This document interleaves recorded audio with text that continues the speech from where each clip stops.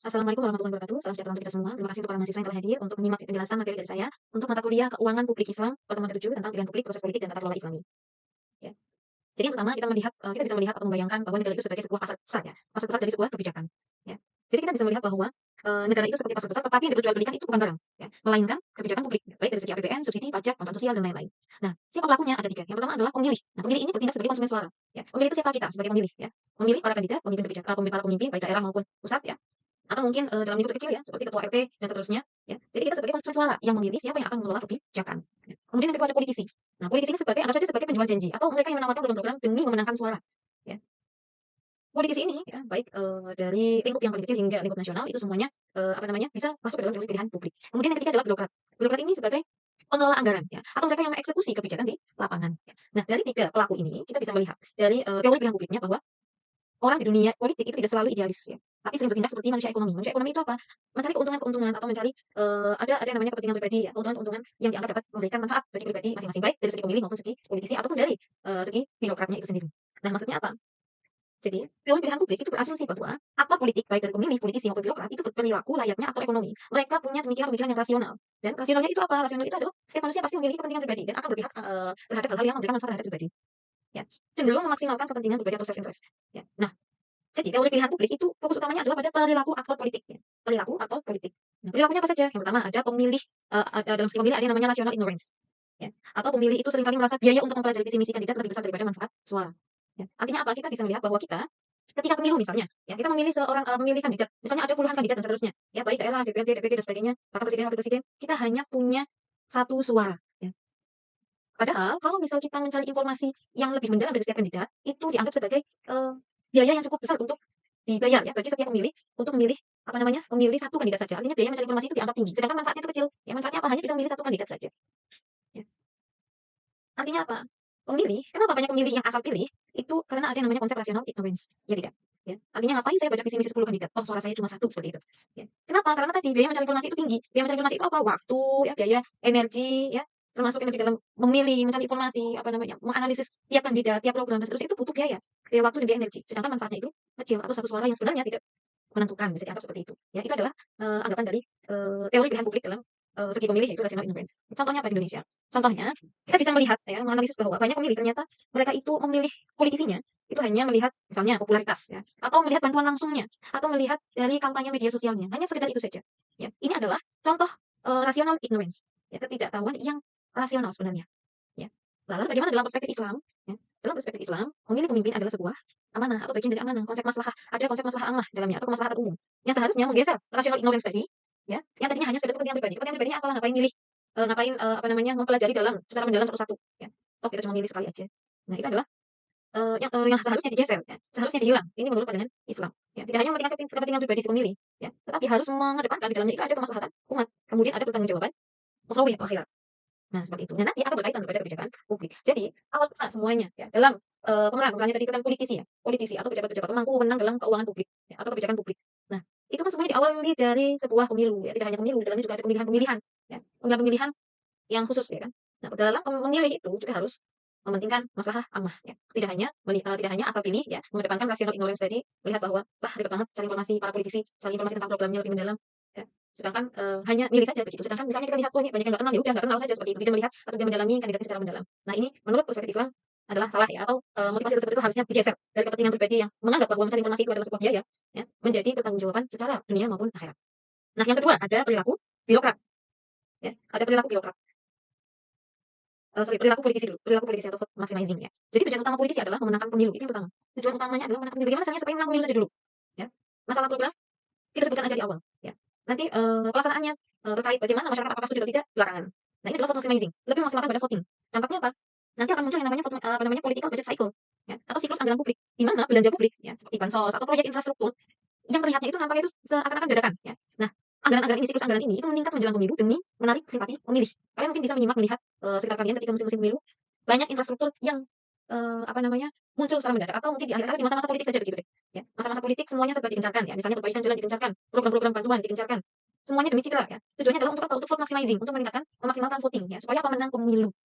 Nah, padahal dalam perspektif Islam, ya, kebijakan harus berbasis kemaslahatan. ya, bukan elektabilitas. Ya, kebijakan demi suara semata itu mendekati ghulul ya. Ghulul itu penyalahgunaan amanah. Artinya apa? Islam itu menolak manipulasi. Ya. Jadi penganggaran atau penggelontoran dana di akhir atau menjelang pemilu itu bisa dianggap sebagai manipulasi. Ya. Jadi jika kebijakan itu dibuat hanya demi suara, itu mendekati ketidakadilan fiskal. Ya, atau tadi mendekati atau masuk dalam kategori penyalahgunaan amanah atau ghulul. Kemudian yang ketiga ada perilaku birokrat ya. Di dalamnya ada yang namanya budget maximizing atau model Miss Ellen ya. Jadi artinya birokrat itu cenderung ingin memperbesar anggaran departemen mereka untuk meningkatkan pengaruhnya. Bagaimana caranya mereka itu memiliki anggaran yang paling besar ya. Jadi setiap departemen itu ada kemungkinan menarik anggaran ya. Bagaimana caranya supaya mereka dapat anggaran yang paling besar atau paling tidak cukup besar untuk memenuhi kebutuhan pelaksanaan program-program mereka. Ya. Untuk apa? Untuk meningkatkan pengaruh, ya. Meningkatkan fasilitas, ya. Meningkatkan kekuasaan mereka. Nah ini bisa menyebabkan apa? Inefisiensi anggaran atau pemborosan. Ya. Jadi birokrat itu cenderung berpikir bahwa anggaran besar itu akan memberikan kekuasaan yang besar. Kekuasaan yang besar itu akan meningkatkan fasilitas. Akhirnya program dibuat sebanyak mungkin, anggaran diperbesar ya. Akhirnya serapan dikejar, kemudian serapan dikejar di akhir tahun ya. Semuanya itu full ya di akhir tahun dan sebagainya. Nah, ini bisa menyebabkan inefisiensi anggaran atau pemborosan. Padahal birokrasi dalam ekonomi Islam itu seharusnya berlandaskan sifat sidik ya. Jujur dalam pengelolaan amanah, bertanggung jawab penuh terhadap janji-janjinya ya, program-programnya, anggarannya dan sebagainya. Kemudian tablik ya, atau transparan kepada publik, ya dilaporkan orang-tuanya atau mungkin program-programnya bisa diupdate di media sosialnya dan seterusnya. Kemudian terakhir adalah fatonah atau kompeten dan cerdas.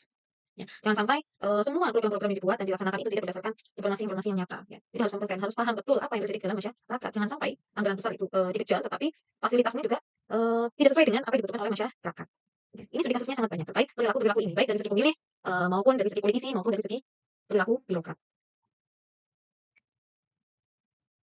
Nah, kemudian ada sistem voting dan pengambilan keputusan publik. Ya. Jadi pengambilan keputusan dalam ruang publik itu tidak hanya terjadi di ruang yang kosong, ya, tetapi melalui apa namanya mekanisme yang sebenarnya formal. Ya. Mungkin bagi para pemilih itu tidak terasa, tetapi semua itu sudah diatur. Yang pertama ada yang namanya teori pemilih median, ya, atau median voter theorem. Jadi dalam sistem demokrasi, kebijakan yang dikeluarkan itu sebenarnya cenderung ke titik tengah, ya. Makanya median voter theorem. Ada teori pemilih median. Artinya apa? Politisi akan mengambil kebijakan yang bersifat tengah-tengah. Ya. Politisi itu akan mengambil posisi yang penting, tidak terlalu kiri atau tidak terlalu kanan. Kenapa? Karena pemilih terbanyak itu ada di tengah. Contohnya apa? Kebijakan subsidi. Ya, kebijakan subsidi tidak dihapus total, tetapi juga tidak terlalu besar, jadi di tengah-tengah. Supaya apa? Masyarakat sebagai pemilih atau konsumen suara itu akan lebih banyak memilih tengah-tengah tersebut ya. Kemudian yang kedua ada Rawls impossibility theorem dan paradox of voting. Di dalamnya ada paradox Condorcet ya, Condorcet. Paradoks tersebut itu menunjukkan bahwa voting mayoritas kadang tidak menghasilkan keputusan yang konsisten jika pilihannya lebih dari dua. Jadi kalau misal ada apa namanya voting ya, voting itu bisa menghasilkan keputusan yang tidak konsisten. Ya. Nah ini disebut sebagai paradox of voting atau Condorcet paradox. Artinya mayoritas itu tidak sepadan atau tidak sama dengan keputusan terbaik ya. Apa yang menjadi pilihan mayoritas tidak selalu menjadi keputusan yang terbaik.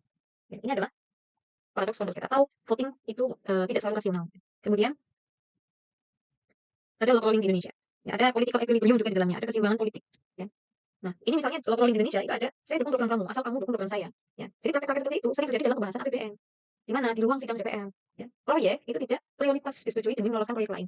Ya. Jadi proyek satu dengan proyek lain itu saling tarik ulur ya. Ada local rollingnya di dalamnya. Ya, dalam pembahasan APBN.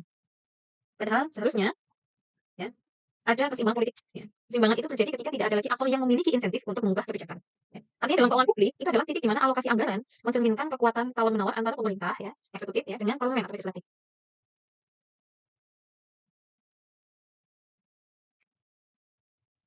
Nah, kemudian di sini kita bisa menganalisis ya, apa namanya, dari berbagai aspek ya, terkait bagaimana dalam segi atau sisi konvensionalnya, kemudian bagaimana dalam keuangan publik Islamnya. Ya, kita bisa melihat bahwa ekonomi konvensional pilihan publik itu sering terjebak ya pada rent seeking atau pemburuan rente. Ya.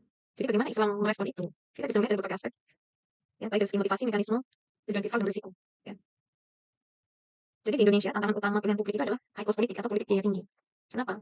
Karena biaya kampanye itu mahal. Politik cenderung mencari pengembalian modal. Melalui apa? Melalui kebijakan yang menguntungkan kelompok kepentingan tertentu.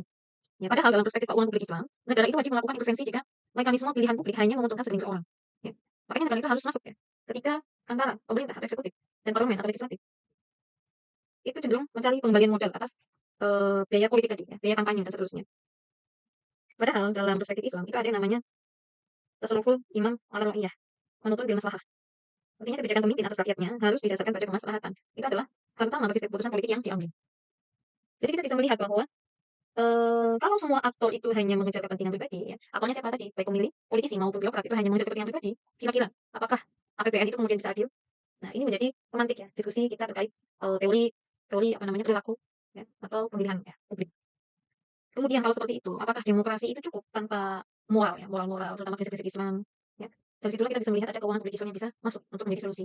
Ya. Kita tidak perlu mengganti sistem, tapi kita bisa memperbaiki niat dan tujuan. Ya. Perbaiki niat dan tujuan, baik kita sebagai pemilih, atau orang tersebut sebagai politisi, atau orang tersebut sebagai birokrat. Ya nanti ujung-ujungnya adalah membuat kebijakan-kebijakan publik, ya, bagaimana keuangan publik itu berjalan sesuai dengan seharusnya, ya, tanpa ada kepentingan-kepentingan pribadi. Ya. Lebih fokus pada bagaimana semua anggaran tersebut, ya, itu digunakan sebaik mungkin, amanah, amanah dalam memilih, amanah dalam menjalankan kebijakan sebagai politisi dan amanah dalam birokrat, ya, itu semuanya harus sesuai, tidak hanya melihat dari segi pertanggungjawaban dunia, tapi juga pertanggungjawaban akhirat.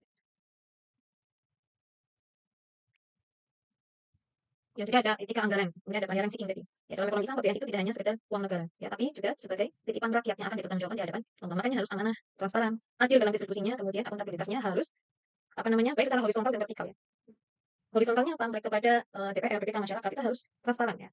Akuntabilitas harus dilaporkan secara baik, jujur, dan sistematis kepada seluruh masyarakat. Kemudian termasuk juga kepada Allah, ya, secara vertikalnya. Artinya dalam Islam itu tidak ada yang namanya korupsi kecil-kecilan, ya. Semuanya akan dimintai pertanggungjawaban. Ya. Lalu bagaimana korupsi dalam perspektif Islam?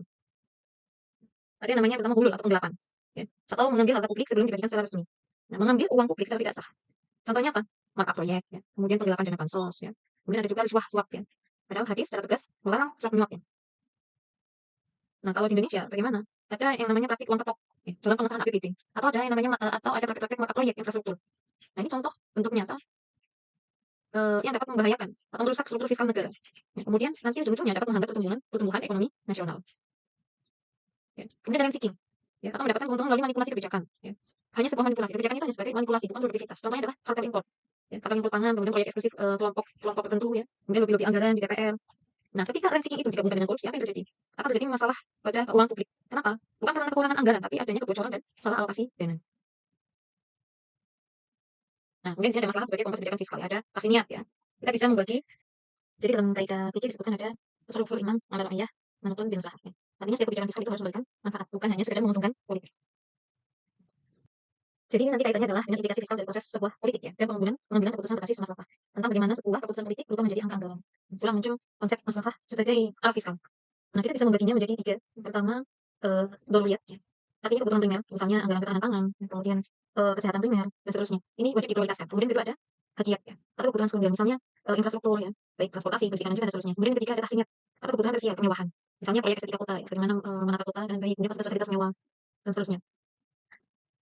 Nah, setelah kita melihat, ya, ada skala prioritas tadi, ya, yang berfondasi pada makro syariah, kita bisa melihat bahwa kebijakan fiskal itu seharusnya memberikan manfaat, ya, bukan hanya sekedar menguntungkan politik. Kemudian harus melihat bagaimana apa saja yang memiliki skala prioritas. Masalahnya di Indonesia kadang terjadi, misalnya proyek tahsiniyah lebih didahulukan, sementara proyek yang sifatnya daruriyat belum optimal. Nah, ini yang perlu kita kritisi. Ya. Nah, jika keputusan itu hanya berbasis pada siapa yang kuat, dia yang menang, kemudian mereka asal mengambil proyek-proyek tanpa melihat mana yang lebih darurat, ya, mana yang lebih prioritas dan seterusnya, maka dampaknya apa? Bisa pada defisit anggaran, bisa juga pada utang publik, ya. Defisit anggarannya melalui apa? Misalnya belanja tinggi, ya. Misalnya dia sengaja memilih program yang sifatnya tahsiniyah, ya, yang kemudian tujuannya adalah untuk popularitas, maka belanjanya tinggi. Ya. Kemudian pajak juga bisa tidak dinaikkan, ya. Takut takut diprotes, takut didikir dan seterusnya. Bisa juga dengan menutup defisit dengan hutang. Tapi hutangnya itu tidak selalu produktif. Nah, ini bisa merugikan anggaran negara atau APBN. Artinya, pelaku atau penentu, ya, atau pembuat kebijakan itu harus memperhatikan mana yang menjadi prioritas. Di sini sudah ada dalam keuangan publik Islam pun ada konsep maslahah, ya. Ada konsep maslahah, ada tahsiniyat, hajiyat dan daruriyat. Ya. Harus melakukan analisis penuh terkait membuat kebijakan, ya, terutama melihat skala prioritasnya sehingga APBN itu dapat terserap dengan baik, ya, sesuai dan tepat sasaran, tepat sesuai dengan kebutuhan masyarakat. Nah, jadi kesimpulannya pertama ada ranking, ya. Ranking itu bisa menyebabkan anggaran tidak efisien, maka solusinya dalam konflik Islam adalah transparansi dan pengawasan perisbah. Kemudian korupsi atau gulul itu bisa menyebabkan kebocoran APBN. Yang solusinya adalah amanah dan sistem integritas, ya. Kembali lagi pada pribadi si politikusnya itu sendiri, ya. Kemudian untuk politik egois itu bisa menyebabkan defisit dan hutang publik, ya. Politik egois yang bagaimana yang tadi, yang tidak melihat skala prioritasnya. Nah, solusinya bagaimana harus melihat orientasi masalahnya dan musyawarahnya. Ya.